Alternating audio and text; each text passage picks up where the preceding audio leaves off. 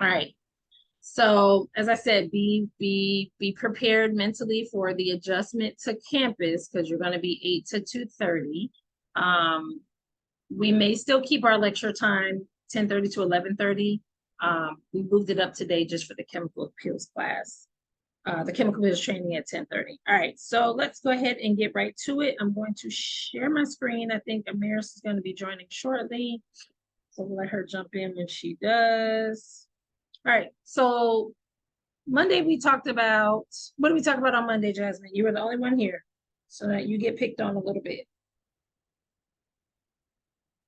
We talked about ingredients. Right. Yeah, ingredients and how they work together. Yes. What is the importance of understanding ingredients? Why do estheticians need to really, really understand ingredients? To make sure it works efficiently. The treatment is working efficiently for whatever. Working. And what's the other big reason? To make sure you get what works and also to do what? In the way of safety. What other safety reason is it important that you understand ingredients?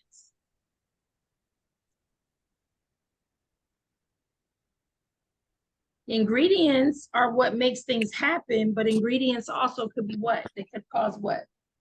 A reaction. Correct. Correct. Hey, Maris. Hold on. Let me look at you real quick, girl. Okay. Hey, hot stuff. No, I love that. I love the band. Yes, ma'am. Yes, I love that. Fire Red. Mm-hmm. You're looking cute. Amaris, have you met Diamond before? Were you in class when Diamond was last with us? You don't remember? You're on mute. Wait. Come say hi real quick. Look who just popped in. Nice to meet you. Hey, friend. Oh, hey, Diamond. Yeah. On campus, girl. Yes. All grown up. All right. So it's important to understand ingredients because ingredients do all the work. So ingredients can also cause problems, right? So how do we know, how can we anticipate when ingredients are going to cause a problem? What do we need to be doing first before we put any ingredients on anybody's skin? Patch test. A patch test? Cleaning. Patch test is one thing. What else do we need to do? With like patch test. Maybe like intake forms, so if people have like allergies or like reactions. Intake forms, and what else do we do behind the intake forms? What is the intake form designed to generate and create? A client profile. A profile, and what were you saying, Diamond? I mean, it protects us, but it also lets us know about their skin and their health, health conditions, so we can know how to. Absolutely correct. So when we're looking at an intake form and we're looking at stuff that they've told us, what is our next step after that? We're looking at that and then we're doing what?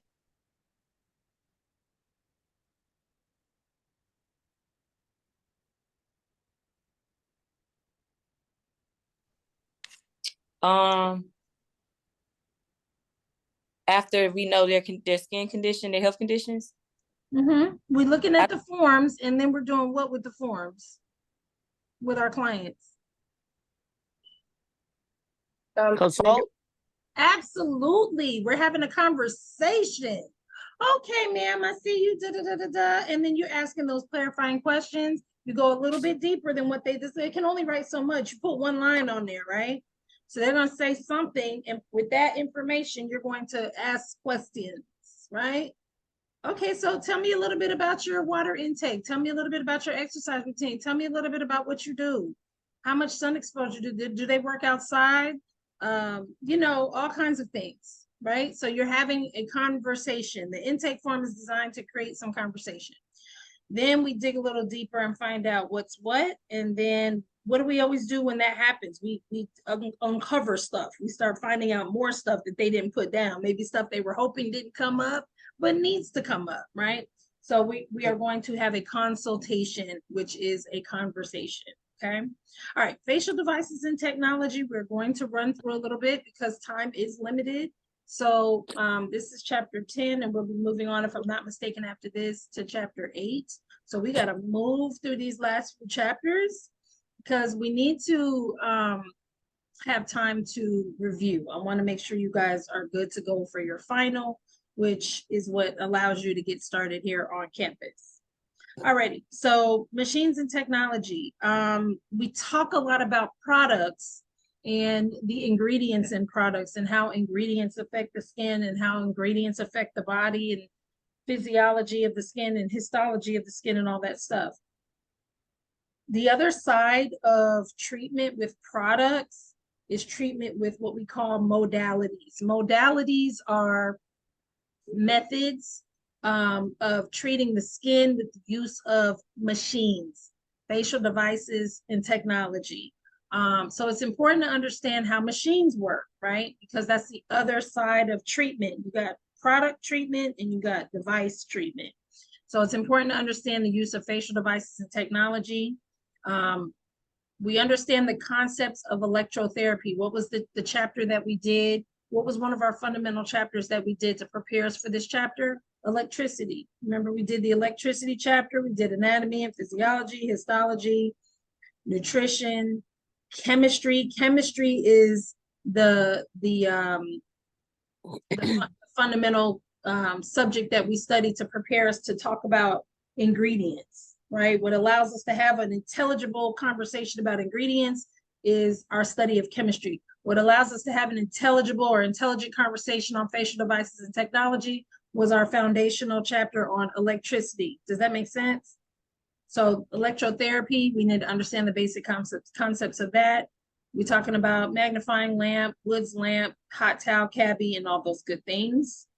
We're going to demonstrate how, well, when you get here, we'll demonstrate how to safely and effectively use the steamer, how to safely and effectively use a vacuum machine, how to safely and effectively use galvanic current, how to safely and effectively use high frequency, and how to safely and effectively use spray machines. Benefits and use of paraffin wax. We talked about that, right? Have y'all ever had a paraffin wax treatment? Mm-hmm. Yeah, got to do it if you haven't. It's kind of luxurious, right? The benefits of electric mitts and boots, and how you need to make informed decisions about purchasing these different types of equipment as a licensed esthetician. All right. Anybody know what that is in the picture?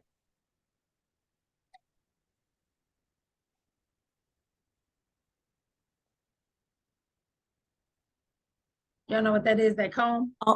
Office that, yeah, the comb. You see it in the picture? Nothing dealing with Huh? not radiation, nothing. Mm-mm. Oh no, I ain't never seen that before. The That's comb. It's a high frequency machine with a comb attachment. Oh. Sometimes we see this a lot when we're doing like a beard treatment on a guy. We'll use the comb to comb through their beard.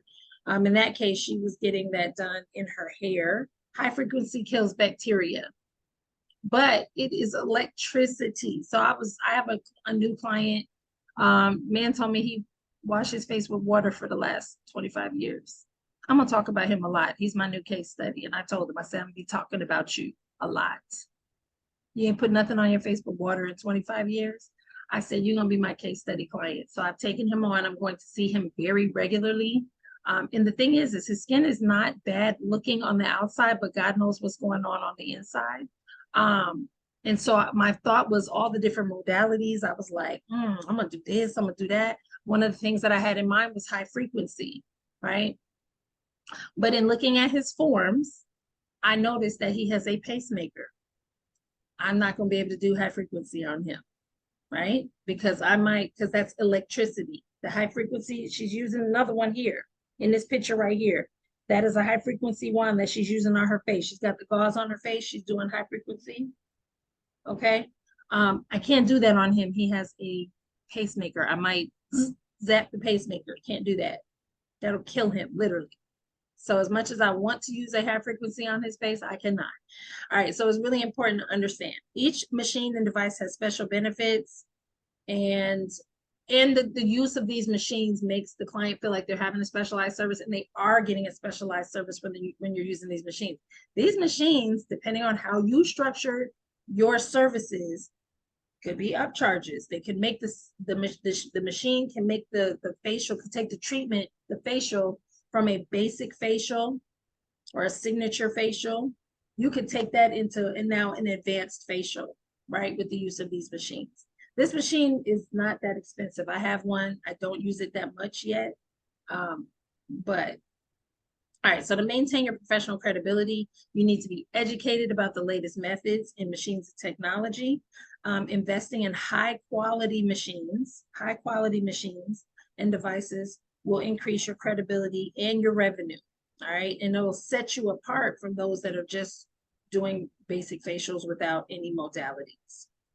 All right, so electrotherapy. Now, I'm really big on you guys about using decoding words, right? So what does electrotherapy sound like it means?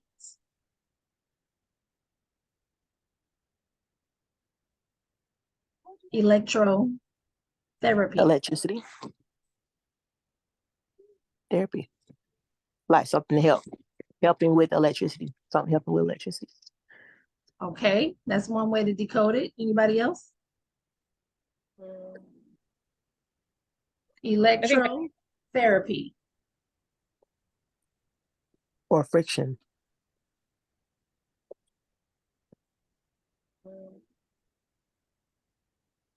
I know body, it kind of goes, all this kind of go hand in hand, but I'm just me thinking about when I get my body treatments, my body contour, I thought some type of, because it's like electricity and it's some type of therapy on the body.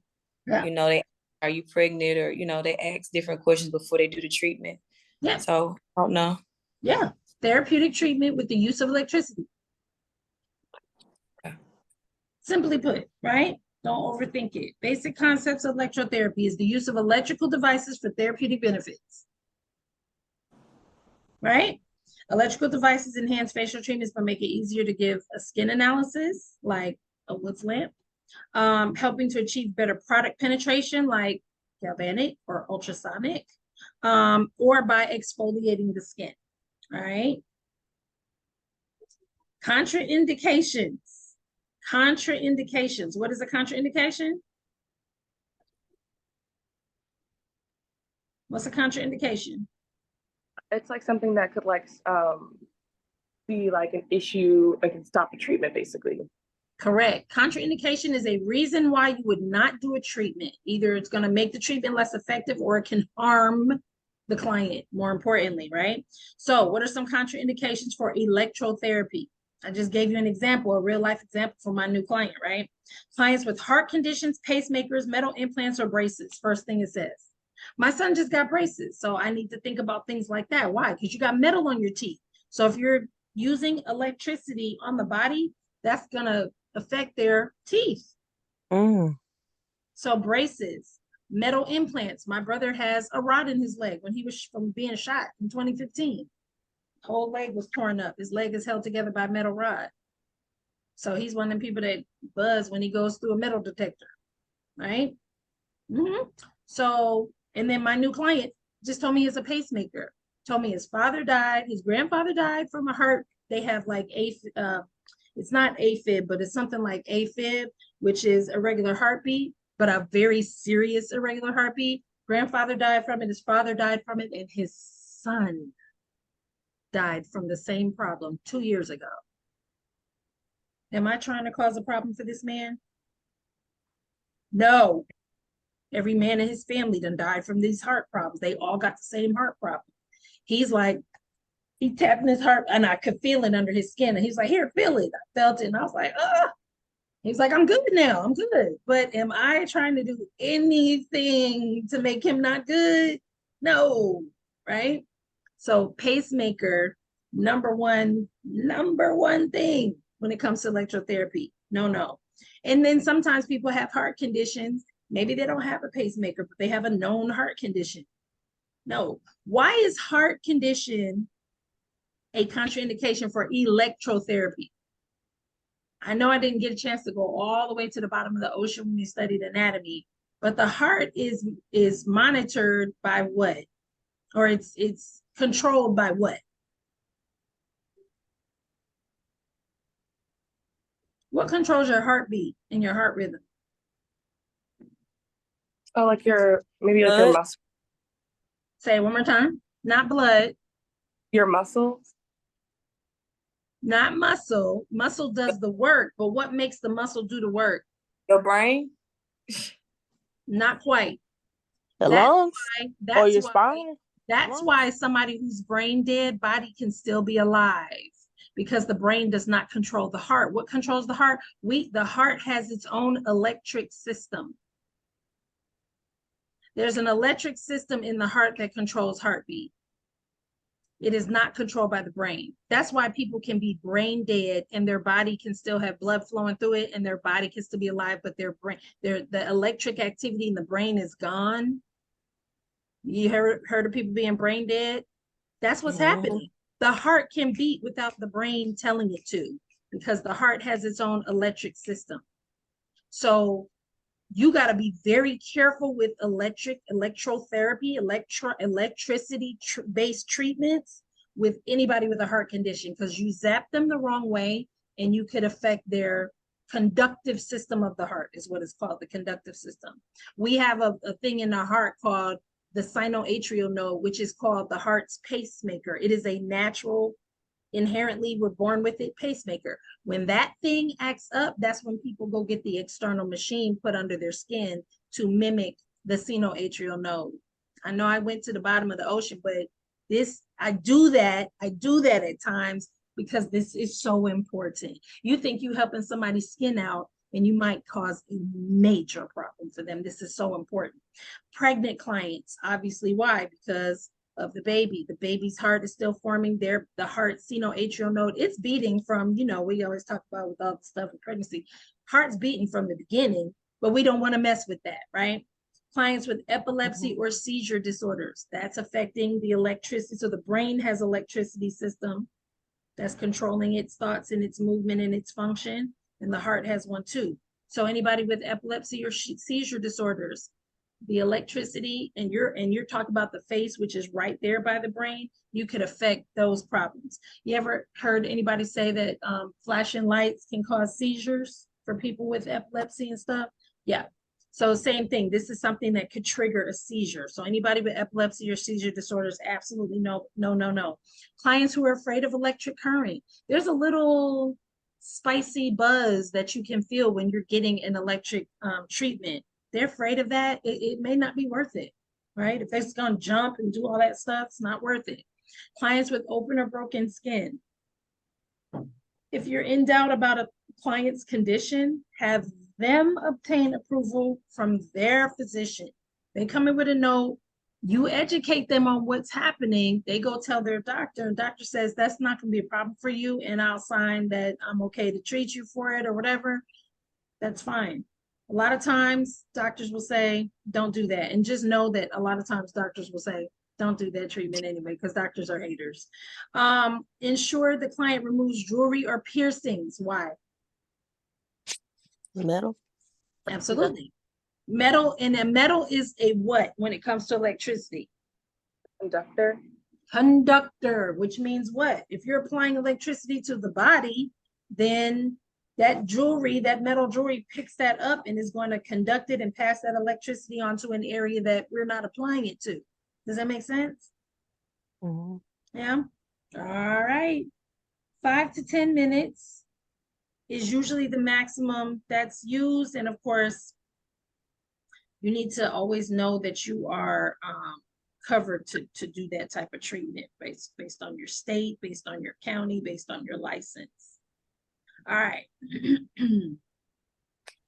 This is important stuff. So make sure you review the rest of this, because of course, we're not going to get all the way to it. Hot towel cabinet. I don't think we need to really, this is pretty easy. Towel warmer, hot towel cabinet, hot towel cabbie, different names for the hot towel. Some of them have ultraviolet lamps in them, which reduce bacteria. They're not a replacement for disinfection.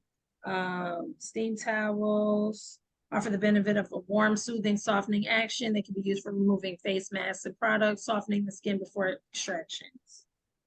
Hot contraindications, extremely fragile or sensitive skin, uncontrolled or advanced rosacea. What is rosacea again? Do we know? Isn't it like an issue with like the blood vessels, like under the skin? So what would steam or a hot towel do to that? Like What is- inflame it? Yes, because what does heat do to blood vessels? Expand. Absolutely correct. So it's only gonna make that situation worse, right? Open wounds or contraindicated skin conditions. Sometimes heat ain't the jam. Sometimes when they're inflamed and their, skin is what we call angry, sometimes cool treatments are necessary. My client that I was just talking about was here on Monday, and I'm trying to think what I did. Oh, I gave him his first enzyme, and as soon as I put it on, he said it was spicy, but he didn't tell me. I had to dig it out of him because clients aren't honest. And a lot of times men don't want to seem like weak. He was like, no, it's been spicy since you put it on. I'm like, why didn't you tell me? So for the rest of the service, even though he always jumps at cool stuff and he's always like, it's cold, I did cool treatments for the rest of the time I treated him. So he had cool towels. I pulled out my ice globes. Oh, I'm in the wrong room. I put my ice globes in the freezer and I did the ice globes. Any other time he's jumping, he was just sitting there just taking it. And I was like, it feel good, don't it? He said, yeah. So hot is not always the treatment that we want to do. All right, so there's stuff in here about how to roll on your towels, put your water on there, squeeze the excess water. You want to layer them all nice and neat. We'll do stuff like this on campus. I don't think we need to really spend a whole lot of time talking about this, but of course with all machines, you want to watch for the maintenance. Let's see, I should have brought my mouse in here. Mag lamps. Again, we'll use a lot of these things when you get here. Mag lamps are very, very good. They are also known as a loupe, L-O-U-P-E. The diopter is the lens that we're looking through. Somebody like me with these old eyes going, oh my God, I can see so nicely through the mag lamp. And then depending on what you're doing, you want to cover, because it's very, very, very bright. So you want to cover the client's eyes, especially when you're doing skin analysis, when you're doing extractions and you got that lamp right on their face. Always make sure you put iPads on to cover their eyes because that is very uncomfortable. I showed you all the woods lamp that was here. I dug mine out, and so mine is in the car. So I'm looking forward to showing you guys how to use the wood lamp. Basically, what are we using a wood lamp for? We talked about it a little bit.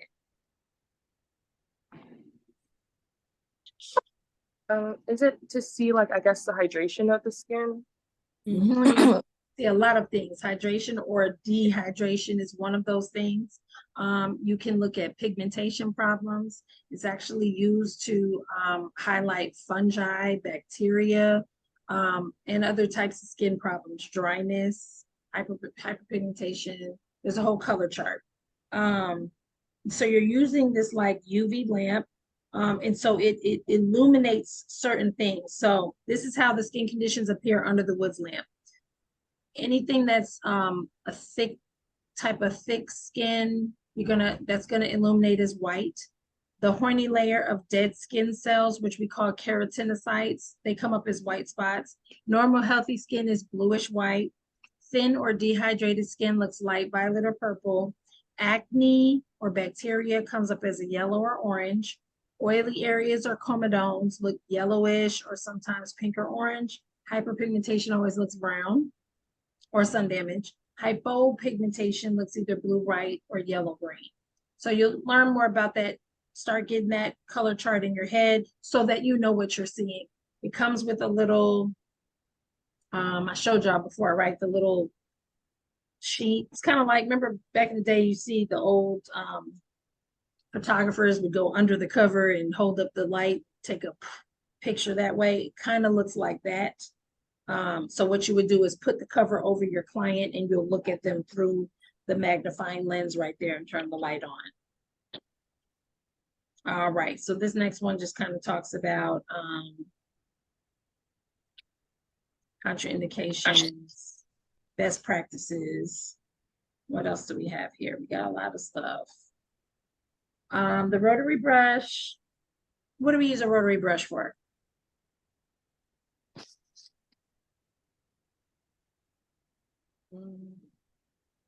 Is it, do you just maybe like exfoliate the skin? Uh-huh. Yeah, exfoliating the skin. This is a couple of different types that you see here.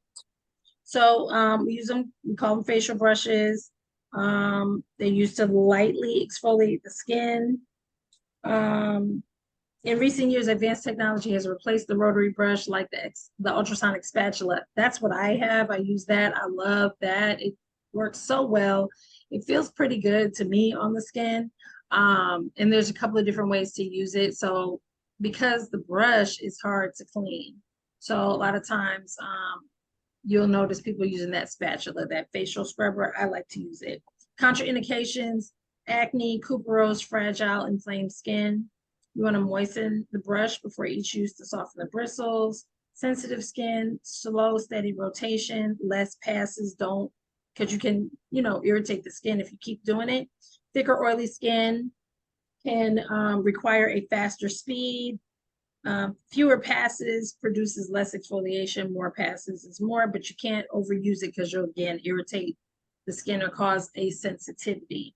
These are hard to clean. So unless they're single use, people don't really like to use those. They feel nicely though, depends on what you get. All right, so let's talk about the steamer. A lot of steamers nowadays have ozone in them. Do you know what ozone is? Mm-mm. So oxygen is O2 chemically, and ozone is O3. So it's designed to deliver a very high concentrated form of oxygen to the skin. It's for oxygenation. All right. There's not a whole lot to talk about. This is something you'll really learn when you get hands-on here. You put some water in there, hit the button, and the steam comes on. Now you need to keep it a certain distance from the skin. You can have it too close and you can burn your client with steam. So you need to check and make sure you know how far away it needs to be to hit that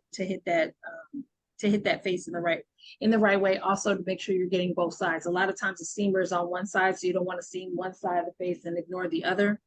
So you don't want to put too much steam on inflamed or cuperose skin because we just talked about it. Cuperose skin is where the capillaries are large and close to the surface, so the skin looks very red. Remember, heat brings blood flow. So anything that's already red and irritated, minimal steam, if at all. Don't do it too close to the face. Don't leave the room while steaming a client, just in case it starts spraying water, because that water is going to spray hot and burn them. Don't overfill the steamer. Clean it regularly to avoid mineral buildup. And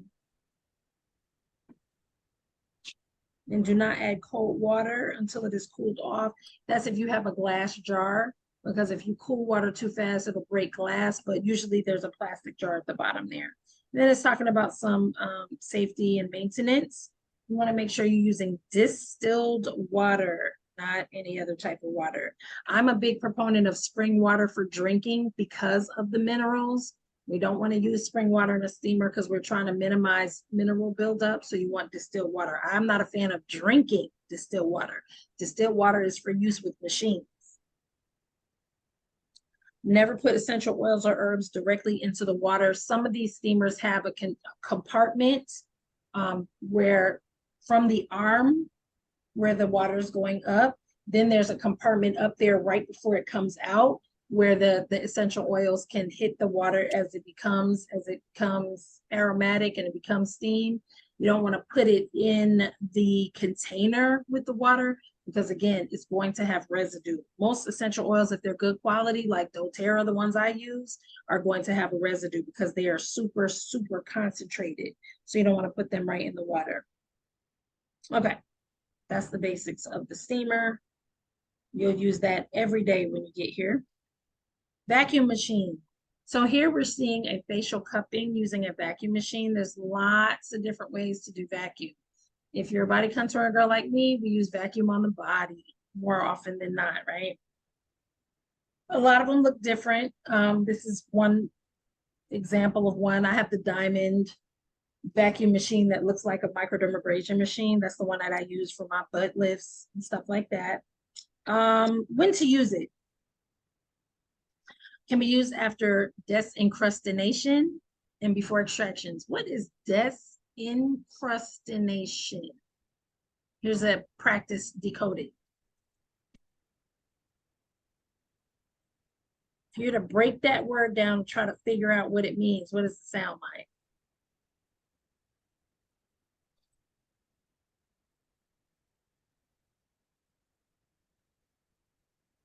It sounds like before you remove the crust. I don't know. There's crust in the That's word. what it sounds like. There's crust in the word. So clearly we're talking about something hard or crusty, right? D or des means what? Dead. Hmm? Dead. So, like, Take, Say again, Diamond, your audio wasn't there. take away, remove. Absolutely correct.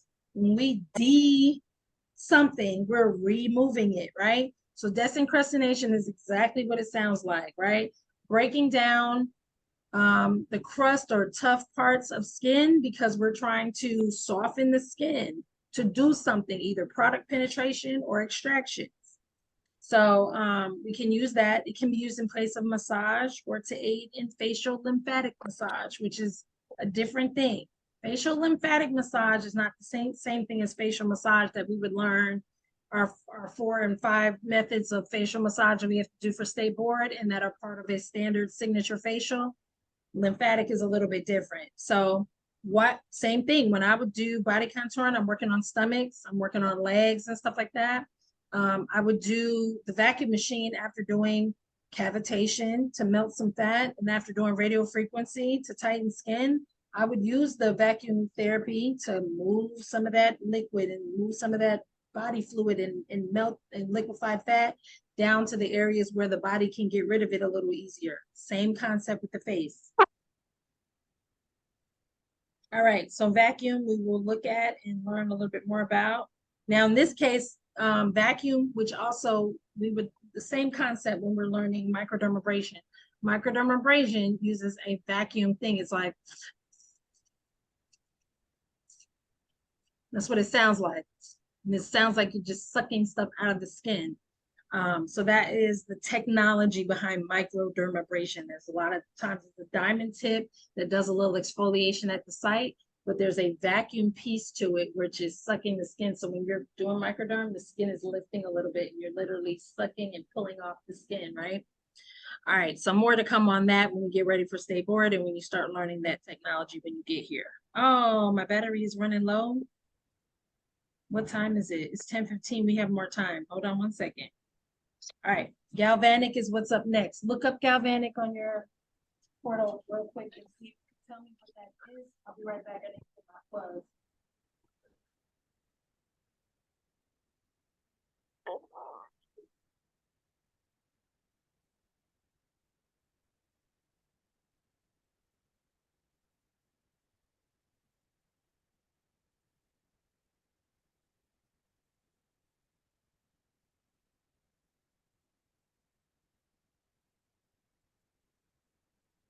All right, what do we know? What do we know about galvanic?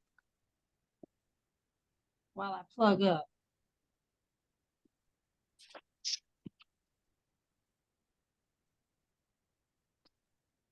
What is a galvanic current?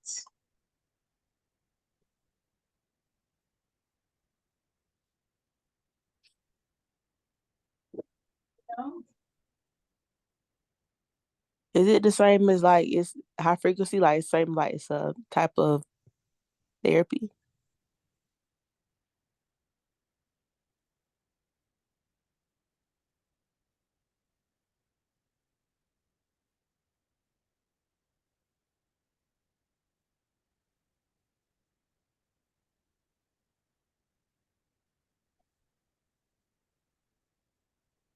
Okay, what is galvanic?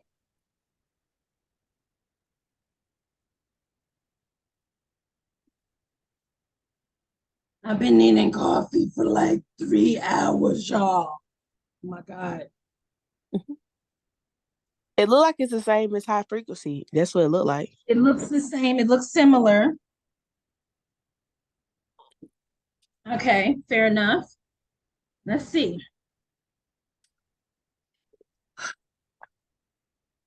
Y'all ever needed coffee and then you finally get a good sip and you could feel the caffeine just going into your system? That's what's happening right now. All right, galvanic current converts an alternating current received from an electrical outlet to a direct current. Do you remember when we talked about AC, alternating current, and DC, direct current, in the electricity chapter? Most people don't. But this is why we study electricity, basic electricity, before we study this stuff.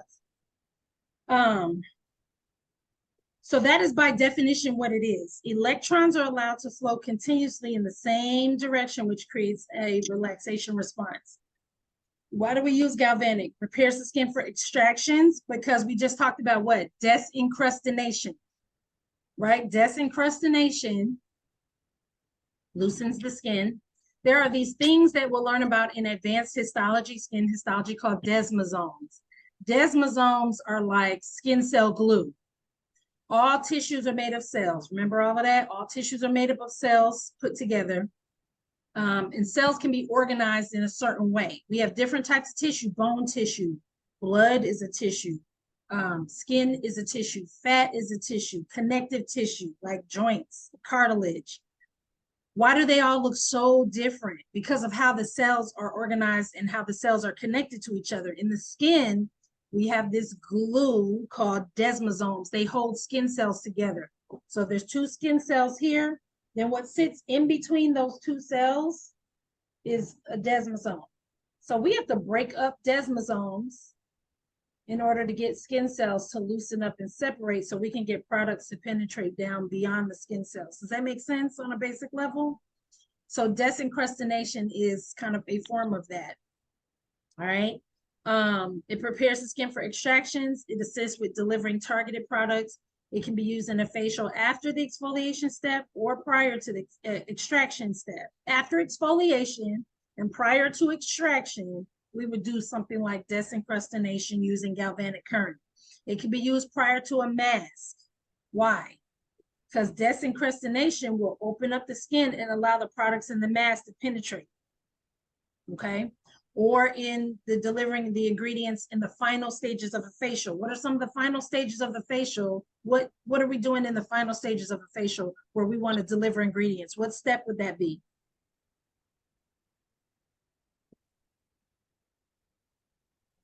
Moisturizer? Before a moisturizer. After a mask, after you've done exfoliation and a mask and all of that, and the massage, what is one of the big important step, a treatment step that we would do before the moisturizer and SPF? Serums or like barrier repair, Serums or? like kind of like repairing like the barrier. Correct. Serum is the answer. You said it right out your mouth first. Serums. Now there are different types of serums and they do different things, but that serum step is where we might use this to get that down in there, right? And that's what we use for, that's how we use iontophoresis. So desincrustination causes an alkaline reaction to soften follicles for deep cleansing. Iontophoresis is used for introducing a water-soluble product to the skin. What does water do normally when it hits the skin? Sits. It does what? Hydrate. It just sits there. It oftentimes it doesn't sit. What does water do when we take a shower? Water does what on the skin? Absorbs. Goes through our pores, no? Just like roll off our skin. Our skin is waterproof. Now we can get, sometimes if you wet skin, it's gonna soften. But after it softens initially from being dry, That's it. The water's gonna roll right off our skin. If water soaked in our skin like a sponge, we would be a big puffy mess after a shower or bath, right? So the skin does not soak up water. That's part of the problem. That is why we must do what with water to get it in the body? Drink Drink it. We must drink it. We must drink it. We cannot just infuse our skin with water. So that's why we use products that are what type of nature to get products in the skin. They have to be what?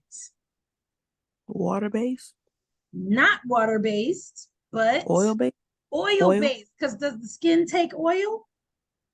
Yes. Yes, the skin takes oil. The skin is only going to take so much water because skin by its nature is waterproof. So iontophoresis is used for introducing a water-soluble product into the skin. Does that make sense? Why there's a modality specifically designed to get a water-based product to go into the skin? Because the skin is naturally waterproof. Water rolls right off our skin in the shower, doesn't it? So how do we get a water-based product in when the skin is naturally waterproof? Something like this. There's a technology for it. It's called iontophoresis, and we use the galvanic current for that. So the two purposes of galvanic current is desincrustination and iontophoresis. So if somebody not in our class said to you, any of you, desincrustination, what is that? What would you say?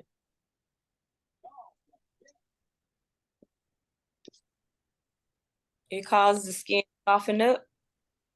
Okay, A way to get water in the skin. desincrustination.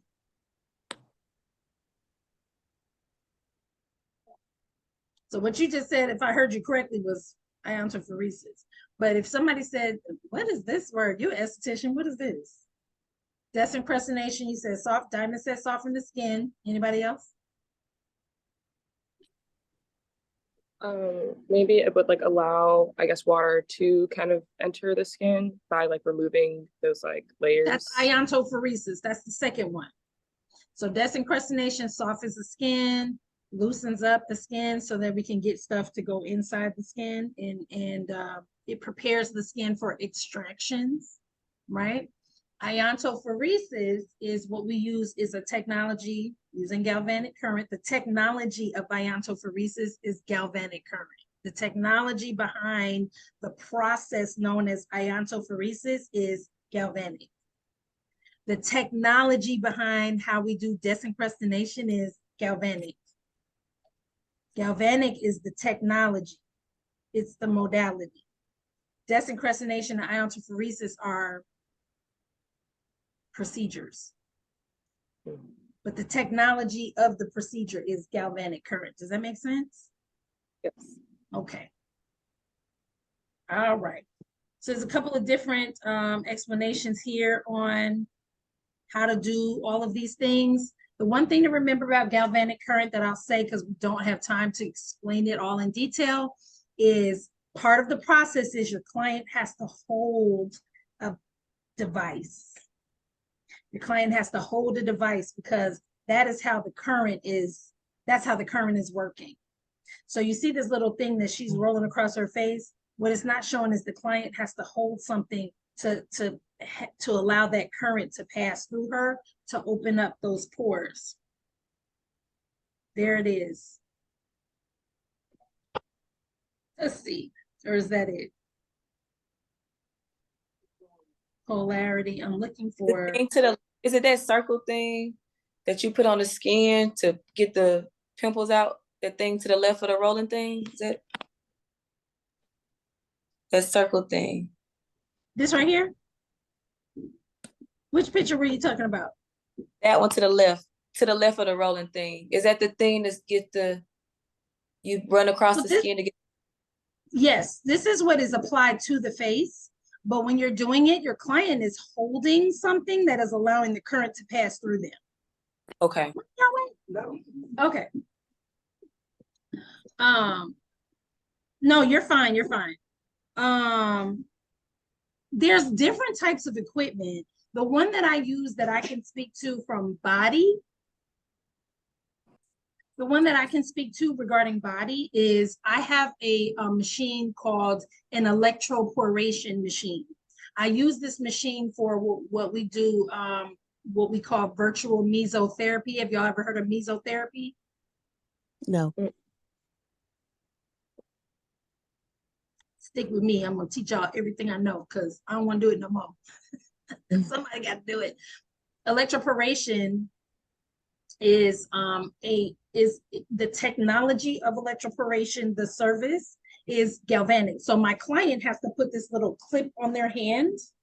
There's a metal pad that sits right on their palm, and there's a clip that holds it in place. So they don't really have to hold it. Some of these machines, there's something the client has to physically hold and squeeze in their hand the whole treatment. My machine has a little clip.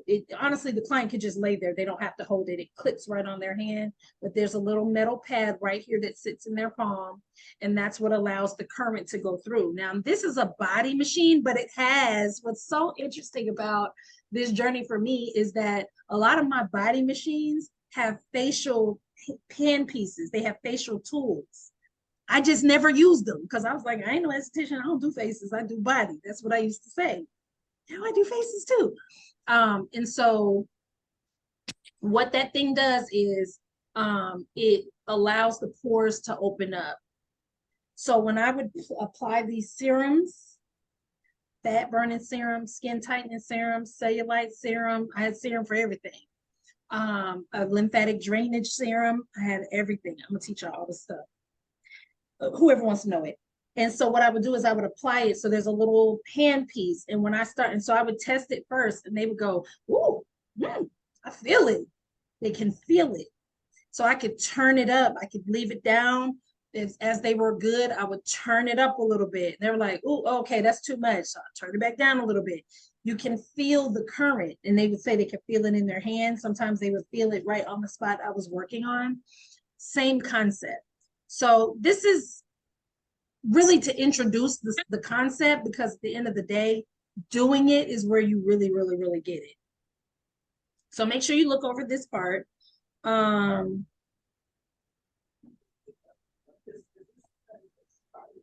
know, I don't, I mean,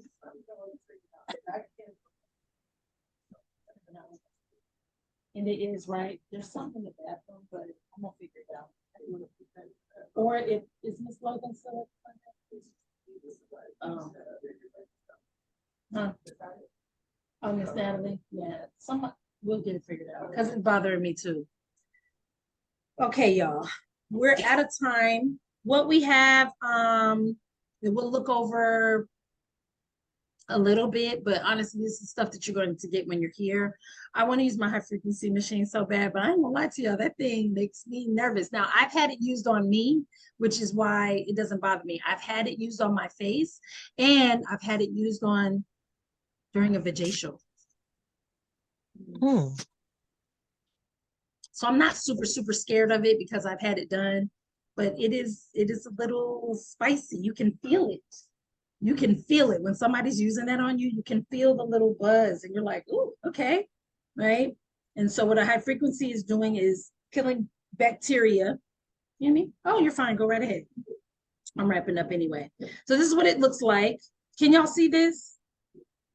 It's got a glass. Yes. Yeah. So there's different tools. There's different attachments is the word I'm looking for. So the main one is the little cup, little mini cup with a handle on it. You stick that in there. There's the comb one. There's a couple different ones. I have my machine in the car. So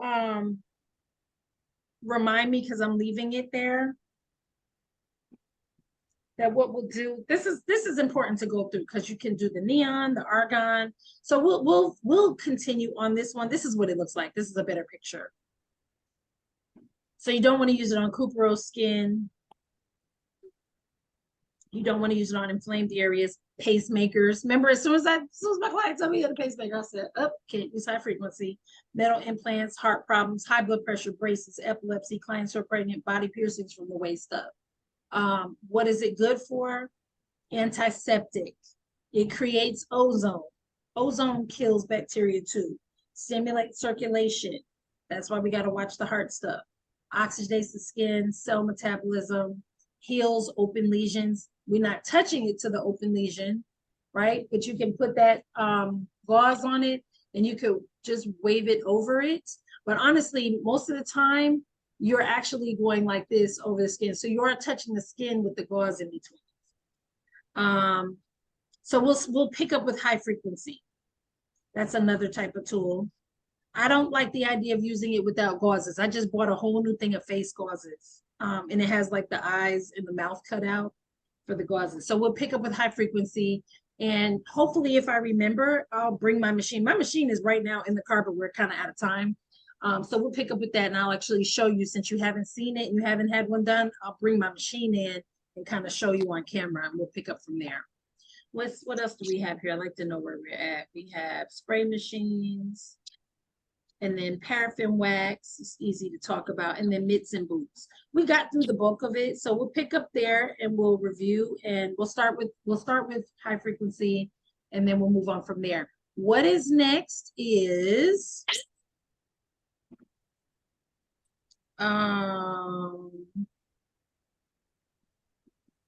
so that was 6 and 10 for this week. So make sure you get your portals in. And what is next is, let's look at advanced. Actually, I need to look at the syllabus, really. But what's the next up on here is facial treatments and facial massage. 8 and 9. 8 and 9. Facial treatments, facial massage is next week. And then we get down to makeup and hair removal. All right. Questions? Thank y'all for coming early. I'll keep you posted as to whether or not we need to do this hour moving forward.